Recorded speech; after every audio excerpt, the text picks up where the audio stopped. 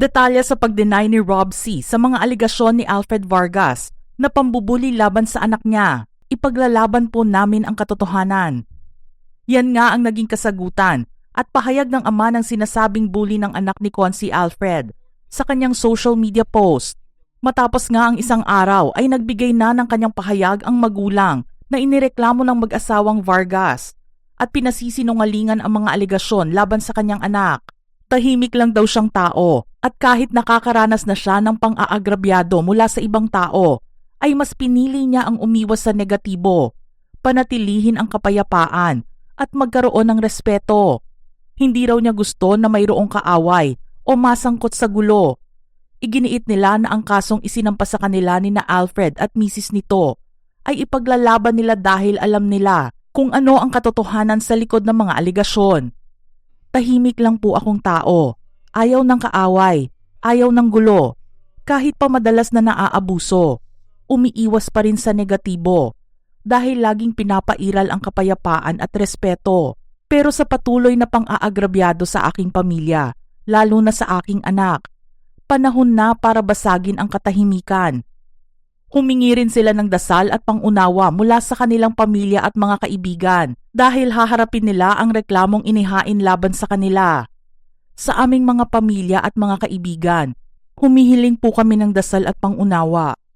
At makakaasa po kayo na buong tapang naming haharapin ni Jovel ang nasabing reklamong isinampa sa Manila City Prosecutor's Office na di umano ng bully ang aming anak.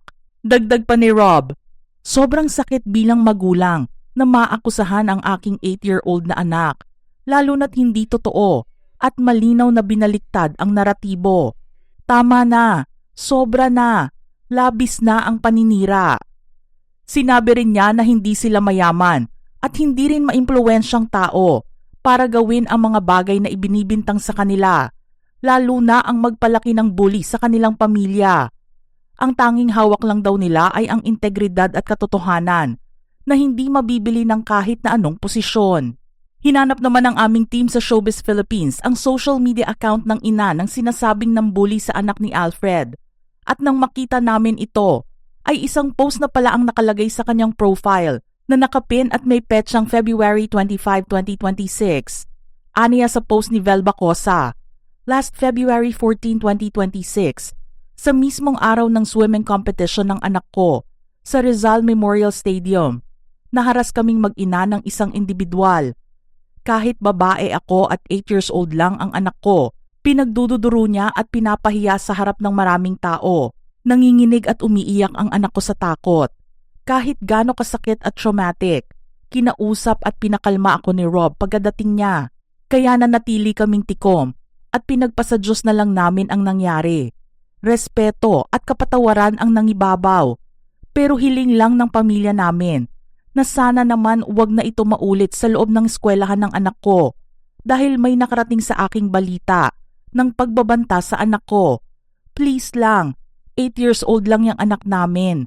Wag naman sana. Nabasa rin sa nasabing post ang comment ni Rob at pasasalamat niya sa mga nagpakita ng concern sa kanilang pamilya. Maraming salamat po sa inyong mga concern at pagmamahal sa aming pamilya. Wag po kayong mag-alala at pinoprotektahan po kami ng Panginoon, lalo na po ang anak namin. Umaasa po ako na malalampasan ng mag-ina ko ang trauma at maisasaayos din ang lahat. Hiling lang po namin ang inyong patuloy na panalangin para sa mapayapa, tahimig at ligtas na hinaharap. Ang isa naman nilang kaibigan ay nag-iwan ng kanyang mensahe at sinabing baka nagkaroon lang ng misunderstanding sa magkabilang kampo. It may have been a misunderstanding between children, but an adult in a position of authority publicly humiliated an 8-year-old at a kid's event, causing real fear for both a child and parent. Public officials should always act respectfully, never intimidate children, and lead by example to protect their safety and dignity. Matatandaan na naglabas ng kanyang pahayag ang aktor at Quezon City 5th District Councilor Alfred Vargas tungkol sa issue ng pambubuli na naranasan ng kanyang anak na si Alfredo sa swimming lessons nito. Ang reklamong ito ay inihain sa Office of the City Prosecutor of Manila at binanggit ang pangalan ng mga respondent na sina Jovel Bacosa at Robert Vincent C. na siyang lumabag sa Section 10A ng Republic Act No. 7610 o ang Special Protection of Children Against Abuse, Exploitation and Discrimination Act.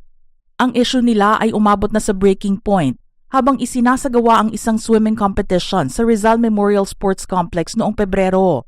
Personal na nasaksihan ni Alfred at ilan pang mga tao ang menor de edad na anak ng mga respondent na itinulak ang kanyang anak sa gilid ng pool habang nagwa-warm up at halos masugatan ang kanyang anak bago ang gagawing kompetisyon. Subalit matapos ang insidente, pinagtawanan lang umano ng dalawa pang kaibigan ng bully ang kanyang anak na siyang nagdulot ng matinding takot at emotional distress sa bata. Ikinuwento rin ni Alfred kung paano binaliwala ng ina ng bully ang insidente at nagkunwaring walang nangyari. Ang pagkakamali lang daw niya ay pinatagal nila ang issue at hindi kaagad binigyan ng aksyon.